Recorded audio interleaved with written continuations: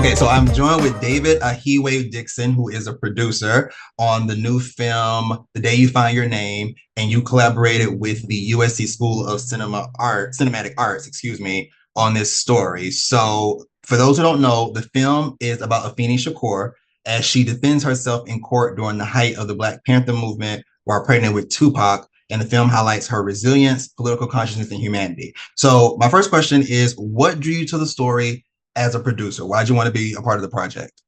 Yeah, absolutely. So the initial thing was I had a great relationship with both Dominique Draper as well as Chingy Song, two of the main producers. Dominique Draper, of course, also wrote and directed the project. Mhm. But we all kind of worked together at an internship a few years back. And when they told me about the project, I just knew I had to be a part of it. The other thing, just I was getting ready to graduate, so I was like, okay, this is like some work, and I get to work with my friends and stuff. Yeah. But also, even outside of that, I'm born and raised in Inglewood, California. Mhm. So I've always been aware of the story of Afeni Shakur through proxy of Tupac Shakur, but a lot of what I was aware of was like the latter part of her life.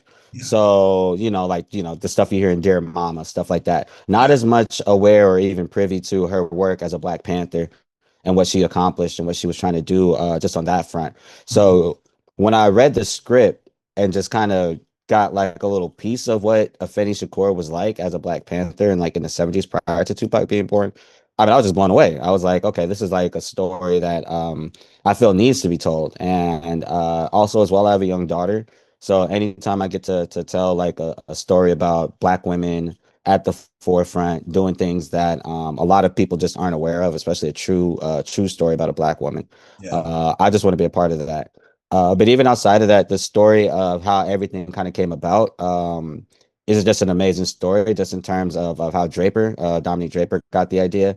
A few years back, he was visiting Oakland, and being that he's from Texas, and to him, he's like, okay, if I'm gonna go to Oakland, I gotta see all the Black Panther stuff. He's under the assumption, like there's like museums and like all these things commemorating it, and like when he kind of goes out there and he's going to all these different sort of historical landmarks or places that you would think would be historical landmarks. It's like, oh no, like this place is like a liquor store now. This place is like a gun shop now. Like he's starting to kind of see like all of these things sort of get torn down, and eventually he does get to I don't want to butcher it, but I believe it was like a headquarters or a historical landmark basically for the Black Panthers. And he was able to go in, he was able to talk to somebody. If I'm not mistaken, there was like murals on the side of this building, and inside the person that he was able to speak to, she was able to like just sort of talk to him about how the Panthers were and just how woman centric the movement was, that we're just not aware of, that people just don't talk about. And just as Dominique Draper was hearing this story, he was just like, wow, I had no idea, like this is like an amazing like sort of thing that nobody knows about. And the lady just kind of leaned in and just told him like, I wish, it's true, but I wish more young brothers thought like you. Like I wish more young brothers were out here trying to learn this stuff. And that just kind of took him aback. And then from there, he just kind of got started writing a feature which I read prior, which is a great feature. And then with that feature in school, they kind of told him like, hey, let's maybe like make sort of a trailer or a short basically from this. And then from there, that's how we ended up with The Day You Find Your Name.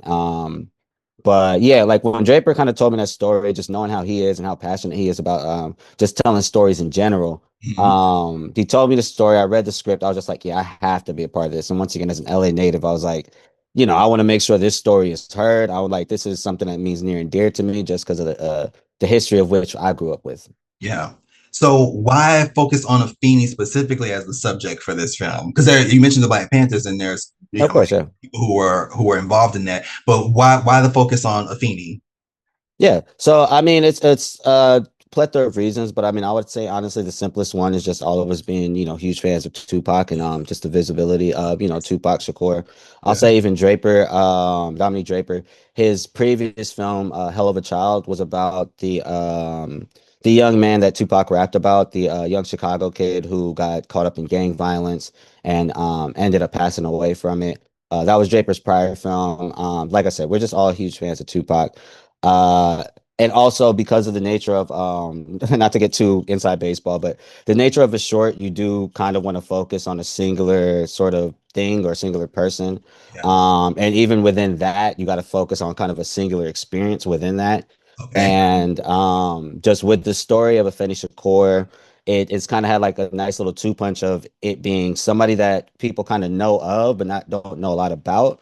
Right. And also it's a time period and like sort of a it's something that a lot of like it's a situation everybody knows about, but they don't always associate Afeni Shakur with that particular situation. Mhm. And they don't always associate Afeni Shakur with like the Black Panther. So just kind of like just this being our way to sort of ease everybody into like this story, and then hopefully with time we're able to do a feature where we can not just talk about Afeni Shakur, but also Lumumba, Tupac's father, and other members of the Black Panther Party that were super important and integral at the time. Yeah. In preparation for the film, was there any new information that you came about Afeni's story, or any new details that you learned that maybe perhaps the general public isn't aware of? So I wouldn't say anything that the general public isn't aware of, outside of because I mean obviously a lot of this stuff you can sort of either look up or look into. I mean heck, you go to our Wikipedia page. A lot of this information is sort of available. But one thing I will say, just for me personally, as somebody who thought I knew this story, I think Afeni Shakur's resilience and Afeni Shakur's determination to sort of make sure that to create a legacy, basically. I think that was something that I wasn't fully aware of. I think a lot of times when we think of Afeni Shakur, we just think of that story starting when Tupac was born, Yeah. or like that story, her story starting with like with the birth of Pac and stuff like that. Yeah. A lot of times we don't necessarily associate that there was that she was a person, and not only was she a person, but she was a very important person to a lot of people Yeah. that weren't necessarily blood related to her. Yeah. So I would say for me personally, that would probably be the thing um that I don't think the general public is fully aware of, that I we all learned, or at least for me personally, I learned working on the project. I also think you might talk to anybody else, they might tell you something completely different. I'm sure some people weren't aware that she represented herself and a bunch of other people in court. Yeah. Yeah, Yeah. yeah, Yes, even stuff like that. so That, like not realizing that she had a whole life before she became Tupac's mother. She was more than just that. yeah, So you want to shine a light on that to say, because and that was a question I have for you too. Like clearly how she lived her life and what she stood for. Obviously, she clearly passed that down to Tupac, and it's influenced in his yeah. artistry. I would say so. How do you think there was anything that was misunderstood about her, or things that people just got wrong that you wanted to highlight, or kind of shine a light on in this film? Yeah, absolutely. I mean, so even outside of her, like I just said, her determination and her resilience, I think honestly, just her passion to just move the Black culture forward, Yeah. I think is something that we tried to highlight a lot in this short film. Even though it's like really really kind of condensed, I do feel that should you watch it, you'll feel that Afeni Shakur's passion for moving the Black culture forward is present in every scene. Um, I do like it's funny because like I said, for me a lot of what I knew of Afeni Shakur was she's Tupac's mom, right? Okay, she was on drugs maybe for a little bit. She was in jail when Pac was like born, or when she was pregnant with Pac. So it's like this sort of weird, sort of almost like bastardized view of who she is, that I'm not sure if you have children, but I know for a lot of parents, because I'm a parent, but you talk to a lot of parents, and a lot of us, once the child is born, like it's pretty much the child's life now, right? We're just kind of making memories for them. So a lot of times, even just regular parents, a lot of like what happened prior to your child being born gets diminished or boiled down to a couple of sentences, or however your child decides to describe you. But I do feel and I do hope that when people see this film, that they're able to see that she was a nuanced, three-dimensional person that was super passionate, not just for like I said earlier, creating the legacy, but also for pushing the Black culture forward, and not just in a micro sense, but really in a macro sense. Like how can we help this younger generation move forward and be better, Right. to help the future? Right, right. You see that in some of the film as well. I had the pleasure to watch it, and I that definitely comes through.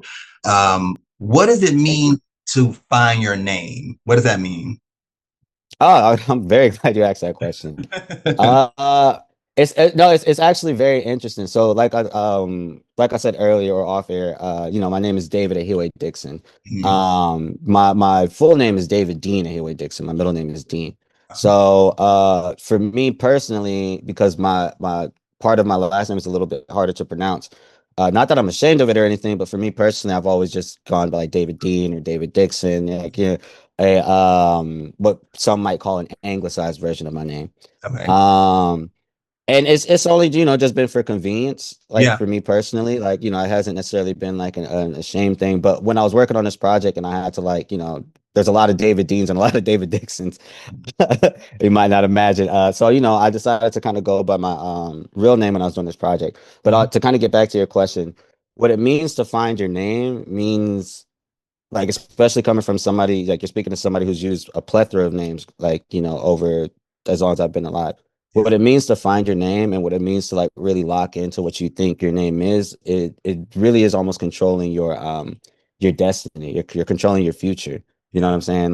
Like people can't call you something outside of whatever you decide your name to be. Yeah. Like you can't like I told you like I have like there's a few different names like the combination of names you can call me, but like there's certain names I just won't accept. Like don't call me Double D, please.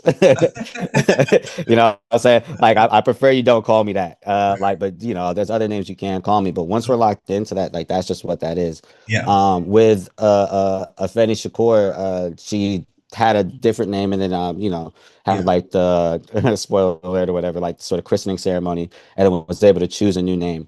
Um, Tupac Shakur, of course, we know him as Tupac Shakur, but he was born Shane Paris Crooks. I know of a lot of I'm partially Nigerian, so I know of a lot of like Nigerian people who they'll have a name when they're in Nigeria, and then when they come to America, it's like a slightly different name. And while sometimes that name is once again also anglicized, they also chose that name. So he might be Obukwelu when he's in Nigeria, but in America, he wants to be called Mark. And the only reason he wants to be called Mark is because he likes Mark. He likes that name, Mark. He chose that name, Mark. Like that's Yeah. what he wants to be referred to as. And it's also the flip side for a lot of African Americans. A lot of African Americans, or even people that might convert to the Nation of Islam or Muslim or Islam, they might change their name and they might prefer to be called a different name. But once Yeah. again, once you kind of get locked into that name, that becomes that not maybe not becomes who you are, but it defines who you are. I think is a Mhm. better way to say. Like I don't necessarily think you're changing. I just think you're putting a word or a name to what's already kind of been there. And once Yeah. again, going to the example of me, um, on set they called me David Dean. Like that was like my name on set. Like and some people still call me David Dean. I don't necessarily mind, but when the credits roll, it's David Ahaiwe Dixon. And for me, that's powerful because my mom is British and Nigerian, and she made it a point that she wanted me and my younger brother to carry on her legacy as well as my dad's, and of course my dad agreed. So that's why it's David Ahaiwe Dixon. That's why I have both the last names, and so when it comes up, it's really important and really, really powerful for me to like you see my full name on a film like this, where somebody got to choose their own name, got to choose their own legacy, and then got to also impart that onto their children. Same way that I hope to impart that onto my child. Yeah, nice. And speaking of that, because you mentioned it, she was born Alice Faye Williams, but then she went through Yes. this renaming process, and she chose Afeni, which means lover of people. Would you say that name change further drove her activism and her mission to help people because it's particularly people in her community because she had that love for them? I would say I would probably say the love in all likelihood predated like any sort of like name change inspiring that. But what I will say is the name change because at the time there was a lot of people that would change their name when they did sort of have like either I don't want to say like a migration, but basic or evolution, an evolution. Just in like how they approached civil rights at the time. So a lot of people had a name change. Kareem Abdul-Jabbar, Malcolm X, famously, a lot of people did it. So I won't necessarily say that that's what fueled her passion, but I do think because of that passion, she wanted to be a beacon of light. She wanted to show people hey, this is possible. This is what we can do. This is how we can sort of move. We don't necessarily have to be tethered to this thing Yeah, that we were born with. So just because you were born with such and such name, just because you feel like you have to be 10 toes down in whatever these people are telling you to, doesn't mean you have to. You yeah, can sort of move forward. You can sort of move on. So I would say the name change is probably closer to like a the name change is probably like it's just confirmation for something that she was already passionate about and something that she was already inspired to do for not just yeah, basically her people. Yeah, yeah. All right. As we close out, my question for you is, yeah. how do you hope audiences, um, well, how do you hope this film impacts audiences when they see it? What do you hope they learn from it, or they take in that they can then carry with them in their own lives? Yeah, that's a really good question. Honestly, I appreciate it. Because I feel like when I initially like saw it, I was like, oh, this is like you worked on it, so you're like, this is great, Yeah, yeah, and it's a student. It was it's a student film too, so like in my mind, it's like, oh, this is a great for like a student film. yeah, But a lot of people have watched it since then, and there's a lot of different reactions, and a lot of people are extremely passionate.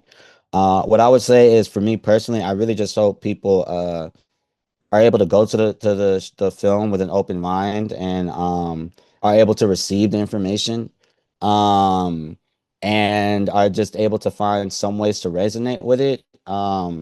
We kind of purposely tried to make things as diverse as made sense, or as diverse as would make sense, in terms of just having different colors and different races of people and throughout the film. Although it's about the Afeni Shakur and the Black Panther Party, stuff like that. But I mean, that my hope is that anybody of any race, creed, color, age is able to kind of like watch this film and is able to find some way to resonate with Afeni's goals to push people forward and to create unity. That would be my ideal goal. But even outside of that, as somebody who's just a film student a couple years ago, if people if people are able to kind of go out and see it and have any opinion about it, like I'm honestly happy. But yeah, ideally people are able to kind of go resonate with it. Oh, and one really really big thing actually, one the biggest thing possibly, I want people to go watch it and come out thinking, I just learned something new about Afeni Shakur that I did not know. And it's going to make them want to go out and learn more about her, because there's a lot of literature. I mean, I know earlier I kind of have joked that you could kind of go on her Wikipedia page and look up all this information, but no, but it, there's also yeah, yeah, there is honestly a lot of literature. The way YouTube and Instagram is set up, there's also plethora of people online that have already like talked about a lot of this stuff. So ideally, people would watch our short, and then hopefully when a film is made, if a feature is made, they're able to watch a feature, but they're also able to like look up the stuff, read any books. I know Jasmine Guy did a really really good had a really really good book with Afeni. But yeah, able to like see all this information and just learn more about somebody who's really really important, I think, to American history, yeah. especially when we're talking about the civil rights movement. Of course, I think that's excellently said. And so I want to thank you for not only Yeah, taking the time to meet with me, but for being involved in this story. Like I said, I had a chance to watch the screener, and these are, I don't want to say unsung heroes, but to a degree, kind of, because yeah, these are people who, like you say, we might know in name or we might know a little bit about, but yeah, so usually, unfortunately, sometimes when it's a woman, it's tied to something else, like tied to a man or yeah, something else other exactly, than, yeah, her standing in her own power and her own name and exactly, yeah, her own trajectory and pathway in life. And so I'm glad you all work together to tell this story. And I think that's what film needs. It's like these change makers that are willing to come in and tell the stories that we don't often hear about, and to yeah, introduce audiences to something new, or reintroduce them to something but from a different perspective, so they can kind of see the fullness of it and not just maybe what is like a footnote, so to speak. So yeah. so thank you, David. And I'm No, hoping that thank more you. people see it, and that they enjoy it as much as I did, and it's a good start to people learning more about Affinity. So I think you did a Yeah, good job with that. So thank you for that. thank you. Yeah, Oh, we look, I appreciate it. Thank you for sitting down with me. Thoroughly enjoyed taking this time out to have this interview. of course, my pleasure, and I hope to talk to you again in the next one. Hey. Soon, All soon. right. Fingers crossed, bro. You have a Uh, great rest of your day. you too. Talk to you.